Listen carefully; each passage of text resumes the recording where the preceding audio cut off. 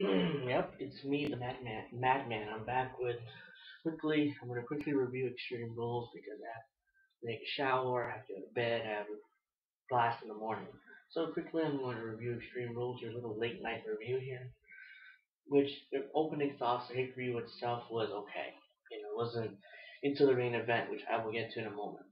Quickly though, in the first match, we had Randy Orton against Kane in a Falls Count Anywhere match. It was fine. I mean, it was some brutality there, whatever you want to call it. Orton used chairs. Kane, there was some fighting in the audience, went backstage, whoop-de-doo. The whole point is to get back to the ring. Orton hits RKO on the chair, supposedly. He missed for like 10 feet, and Orton win, excuse me. Whoop-de-doo. It was an okay match. Let's move on. The second match, we had a pathetic Brodus Clay showing up for some reason with this stupid midget, I forget what his name is right now, versus Dolph Ziggler in a one-on-one match. Horrible. I mean, he's lame, he's stupid. Clay won, Dolph Ziggler jobbed. That's all. Third match, we have Big Show versus Cody Rhodes in the tables match. The stipulation was decided during the pre-show on YouTube. I watched it, it was lame. Apparently it's a tables match. Whoop-de-doo.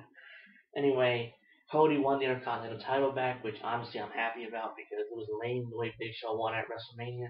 But the finish was absolutely lame. Big Show, Cody kicks him. Big Show kind of falls off and puts his foot through the table. Right, why? And Cody wins the title. I don't care. Anyway, first of all, I really don't give a damn about the Intercontinental title. Second of all, it's a stupid finish. Then Big Show comes up and just destroys Cody.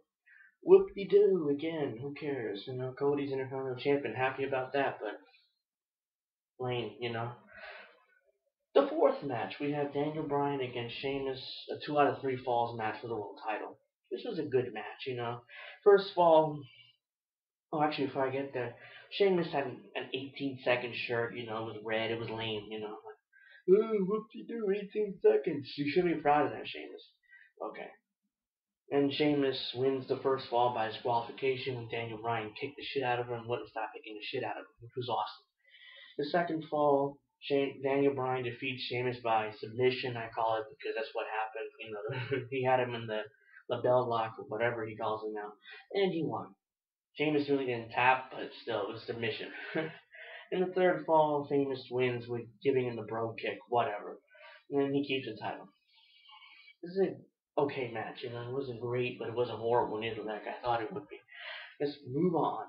The fifth match, we have Ryback versus some 2 jobbers, and I don't know who the fuck they were. He destroys them, blah, blah, blah. And surprisingly, the fans were mostly chanting Goldberg throughout the match, which was interesting. It's like, yeah, they're ripping off Goldberg with Ryback. Okay, I get it. He's undefeated. He will continue to be undefeated. He'll probably win the world title. Undefeated. And okay, this is a total rip-off of Goldberg. But, okay, you get the point. Ryback destroys the jobbers. Honestly, did not need to be on pay-per-view. I like Ryback, but didn't need to be on pay-per-view. Alright, let's move on from that. The sixth match was CM Punk versus Chris Jericho on a Chicago street fight for the title. It was okay. It was a good match. It wasn't horrible, but it also wasn't great. It was like, yeah, it was an epic match. No, of course not. It wasn't epic. It was an okay match. Punk used nice moves from Punk. Jericho, Punk botched in the middle of the match when he tried to go on the top rope and he slipped. Whatever. Then you have Punk defeating Jericho with the go to sleep after Jericho tried to hit the go to sleep on Punk. So it was a good match. It wasn't great, but it also wasn't horrible. Alright, the next match. It was Nikki Bella versus Layla. Nikki Bella versus a mystery opponent. I kind of gave it away. With the Divas title, it turned out to be the returning Layla. First of all, I forgot about her. Second of all, who cares? I mean, why would I be happy for she being back? Honestly. I mean, she was lame when she was in whatever the fuck stable that was with that woman. That was lame. And I just don't care. It's like, oh. I honestly didn't watch the match. Layla won the title apparently, but I didn't watch the match. I was too busy doing other things. I was talking about the main event, which is I'm gonna talk about next, but what happened? Honestly, we didn't give a shit, so later won, whatever. Main event now. Now we have Brock Lesnar versus John Cena. The match itself was just brutal. It was exactly what I was looking for. It was epic, it was awesome, it was brutal. It was the match that we needed to see. The beginning of the match, Lesnar comes out and just gives him ground and pound, basically, MMA. Elbow after elbow after elbow after elbow. Cena had a fucking hole right here in his head this big, gushing out blood. Lesnar destroyed him. Gave him the Kimura a couple times. MMA move, MMA basically is not an arm bar, it's more like it's like, you could tear your arm off, if you do it long enough. Devastating move on Cena. Cena just got his ass kicked, basically. I can't even, that's basically how it's playing. He got his ass kicked. We have to actually watch the match in order to know how exactly, because I honestly don't remember right now. Cena got his ass kicked. It was brutal. It was all Lesnar until Cena came out with his cheap chain and just popped him right in the head. It was lame, It was like, oh, come on. Then we had Lesnar getting up. Cena hits the stupid FU or attitude, whatever the fuck they're calling it now, onto the steel steps, and he pins Lesnar 1, 2, 3. I was like, no, fuck. First reaction, because it was Lesnar dominated the match. I mean, come on, he shouldn't have been jobbing to Cena for no reason like that. I wasn't really happy about that. But the match itself was great. I mean, it was brutal. It was exactly what it should have been. I'm glad they did that. Well, what was interesting is Cena cutting a promo after the match, basically saying that I'm going to take some time off for a while, blah, blah, blah, I love you guys, the kissing ass like he usually does. And thank you so much for being there and cheering me.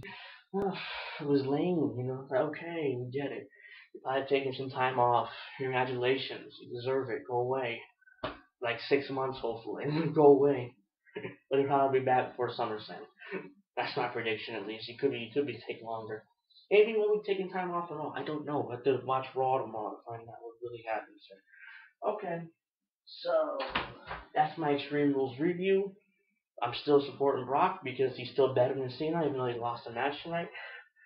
And this will be my last video for a few weeks because I have 3 finals, 3 research papers, and other shit to do. So this will be my last video for a while unless something happens with Raw tomorrow I need to quickly talk about. Well, I'm done now. I need to sign off. The Madman is out because I have other things to do. I have to take a shower. I have to go to sleep. So that's my Extreme Rules review. And the next time I'll be back is probably for the time to talk about the next pay-per-view, which I don't remember my name. I don't remember what the pay-per-view is called anyways. Well, the Madman is gone. Peace out.